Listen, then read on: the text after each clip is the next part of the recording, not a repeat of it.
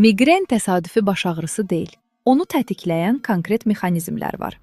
Miqren zamanı beyində trigeminal, üçlü sinir sistem aktivləşir. Damarlar və ağrı yolları həssaslaşır. Amma sual budur, bu prosesi nə başladır? Uzman nevroloq Dr. Kamil Məmmədov izah edir.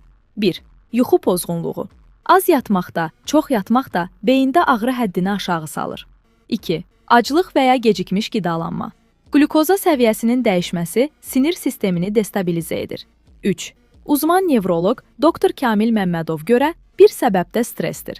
Uzun müddətli stress beyində ağrı yollarının həssaslığını artırır və miqren üçün zəmin yaradır. 4. Hormonal dəyişikliklər. Xüsusilə qadınlarda estrogen dalğalanmaları əsas faktordur. 5. Parlaq işıq, güclü qoxular, səs-küy. Həssas beyin bu stimullara normaldan artıq reaksiya verir. 6. Bəzi qidalar, şokolad, köhnə pendirlər, işlənmiş ətlər və kofein bəzi insanlarda miqreni tətikləyə bilər. Bu, hər bir xəstədə fərqli ola bilər.